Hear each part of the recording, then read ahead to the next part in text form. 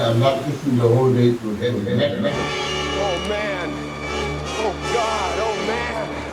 Oh God. Oh man. Oh God. Oh man.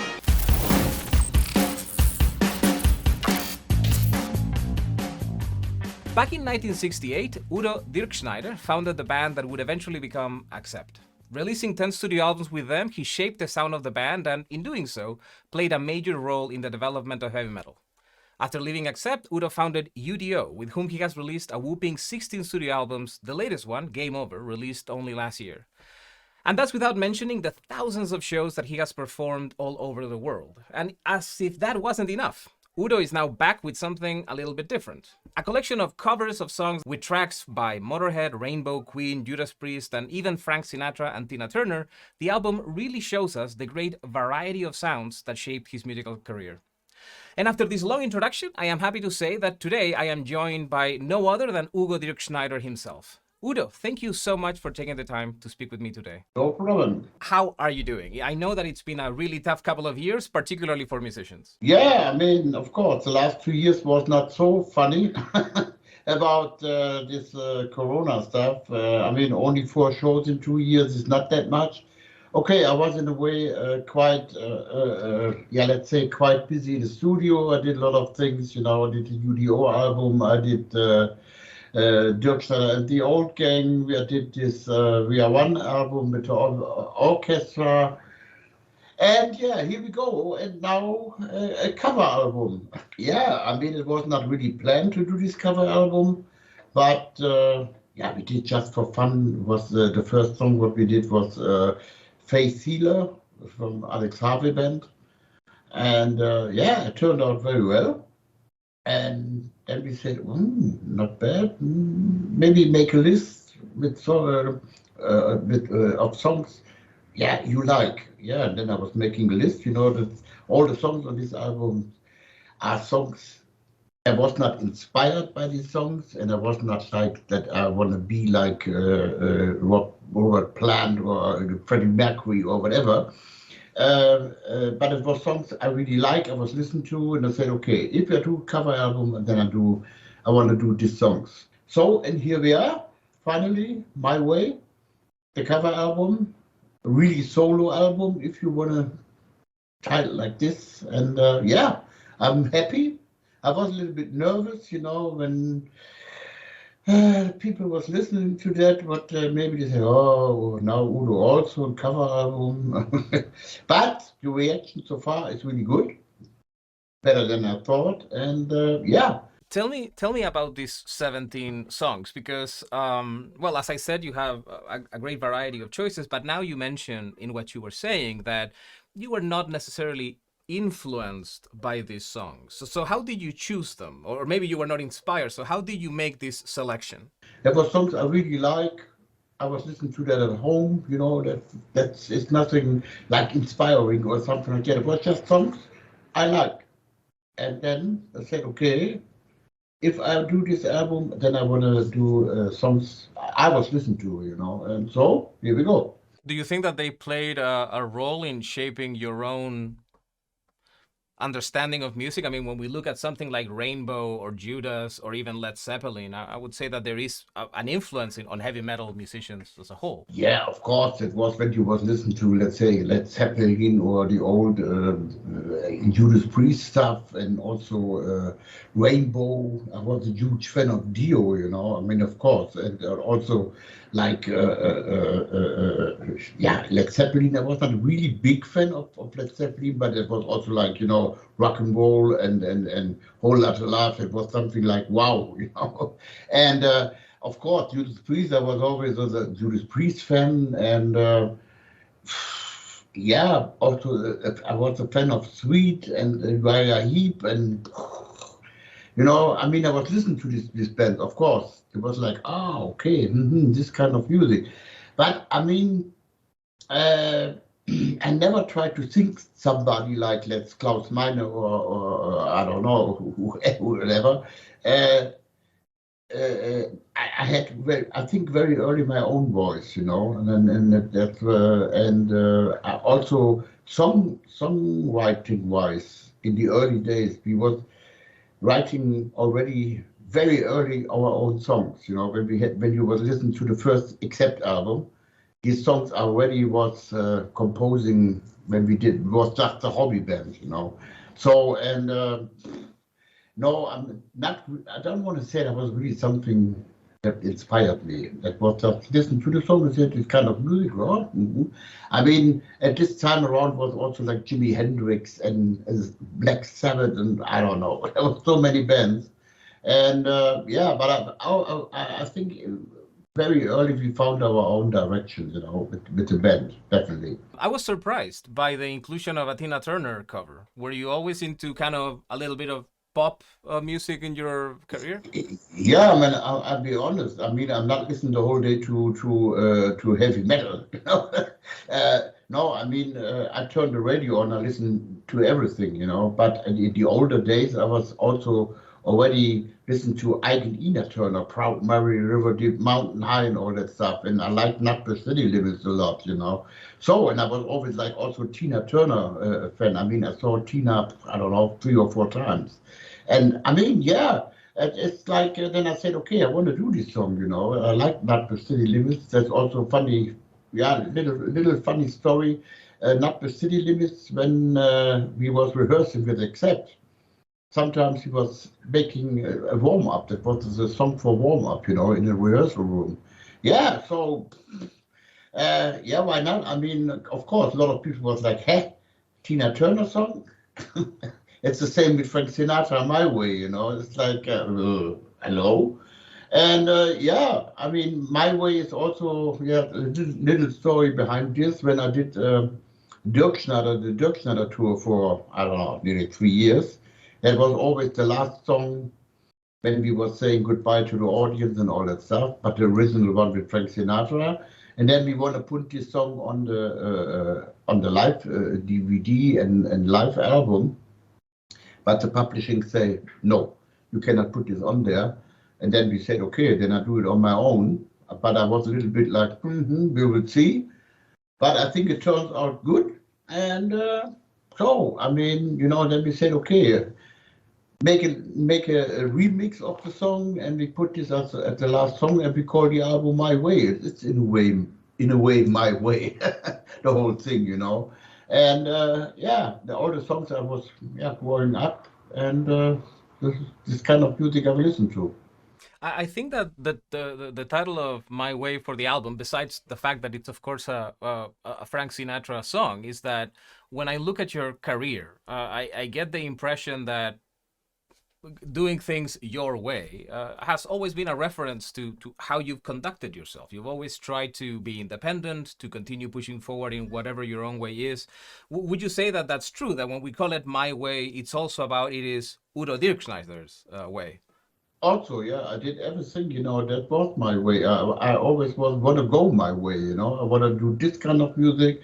I was not changing my style when Nirvana was popular and metal was not so popular at the time in the 90s.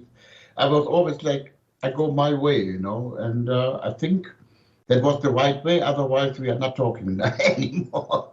You know, no, yeah, no. I mean, I'm fine, and I think yeah, the song represent my way also. You know, Dirkschneider way. Do you think that the fact that you like to work your own way has made it difficult sometimes for other musicians to work with you? No, I don't think so. The only thing, but it was not my choice to do it. So in a way, when Accept fired me out my own band, very funny, yeah. But anyway, it's history. They want to try to be more American Bon Jovi stuff. Of course, my voice was not like Bon Jovi or something like that. But it doesn't work for them. So then I was making U.D.O, and now I do U.D.O longer than I did with Accept, you know. So and that was also like, okay, if they want to do it, bye bye. And then I did it also my own way, you know. So and then I think I was not wrong to do it. Was it because you didn't want to compromise your artistic vision in the sense that you didn't have to write music thinking if it's going to sell or not? Or was it for another reason that you didn't like to make that type of more commercial music with Accept? Yeah, I mean, they want to do completely different stuff, and I mean, the way what they want to have as a singer was not my way, it was more melodic and blah blah blah stuff. When I heard the demo stuff, what they want to do, and I said, sorry guys, it's also not my music. I wish you all the best. And you say me, okay, you can do your solo career. And I said, okay, I will do then everything on my own. Good luck with your thinking. And then there was, when I heard the album Eat the Heat, what they did, there was nothing left from the demos, what I heard. They tried to go back a little bit to Accept stuff, but that was, I think, the wrong idea, I mean, I don't know. But, this is history, and I don't want to look back in anger. I don't want to say it like this. Yeah, I mean, sometimes things are happened, and then I did it my way. And I'm still here after, I don't know, 18 or 19 albums or whatever with U.D.O. So I'm happy what I'm doing at the moment. I have a nice band around me and young people. It's also good, have a different thinking in composing, arranging, stuff like that. More modern, but still classic better, but a little bit different. Yeah, and it's fresh blood, More than about any personal conflict on Accept, I am curious about one thing. And I know that you don't want to look back, but it's very quick. It's how do you now relate to the music that you made with Accept? Because sometimes people feel like, after I close that chapter, I don't want to listen to it. I don't want to play it. I know that you played it a couple of times live, but I wonder whether you're still a bit emotionally affected by kind of the negative ending with Accept and in the way that you interpret that music. Yeah, but I mean, it's also, if you want to say it like this, is also a history, my history, with Accept. And of course, the people that want to hear the songs with original voice. So that's why, I mean, with Dirkschneider, that was just planned for special shows, maybe 10, 15, and then we end up nearly 300. The whole tour was exploding worldwide, and I was like, what is going on, That shows me what the people really want to hear, So, and it's the same with Judas Priest. When Ripper was in the band, I mean, I'm really, really good friend with Ripper, and he told me the whole story, and he said, I knew that Rob is coming back one day. And it's Rob Halford. It's the sound of Rob Halford, and it's the same with Bruce Dickinson. When Blaze was in the band, Iron Maiden was, I know that, and then Bruce Dickinson came back and the whole thing was exploding. Yeah, and that was the same effect, the same when I did the Dirkschneider thing, played only Accept songs. It was like, what is this? Okay. Yeah, that shows me you did something in this business, you did something, yeah, I don't know, for the people, they really liked that. And then maybe I was a little bit quick after these 2 years to say, okay, I don't play any Accept song anymore. But no chance. And people still want to hear the classic stuff, I mean, of course, maybe 3, 4 Accept songs will be in a set list, but that's it. I mean, I have so many U.D.O stuff. It's anyway a nightmare to make a set list, if you go on tour. Unbelievable. One of the things that I've read from your career a lot is that you seem to have learned that musicians should be very careful with record companies. And I think that continues to be kind of this windmill that you're going against. I've read about situations like, for example, Savatage, also in the 80s, who very famously said that record companies really, really screwed them. Was that really a very negative force at the beginning of your career, kind of the commercial aspect of the music business? Not really. I mean, I think also in the beginning, we were really lucky. So the record companies I mean, you cannot. I don't think that company will say this. And now in our days, now, they said, okay, after five albums, we want to make money. That was really like for us, okay.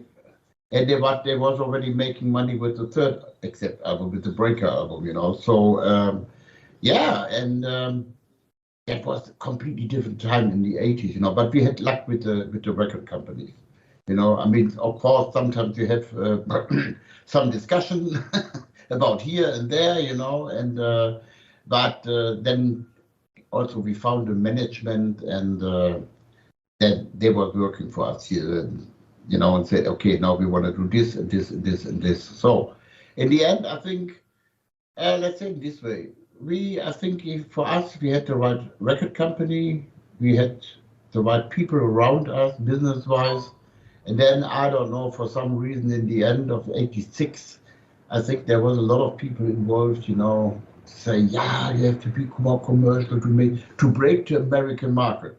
But sorry, what you want to do, except in America, for example, we were selling already 2 million albums there. We were headlining there, 10,000 people, you know. What else you want to, and that was also something I didn't understood, you know. It was like, what you want to have now, 50,000 people or selling 6 million albums or what?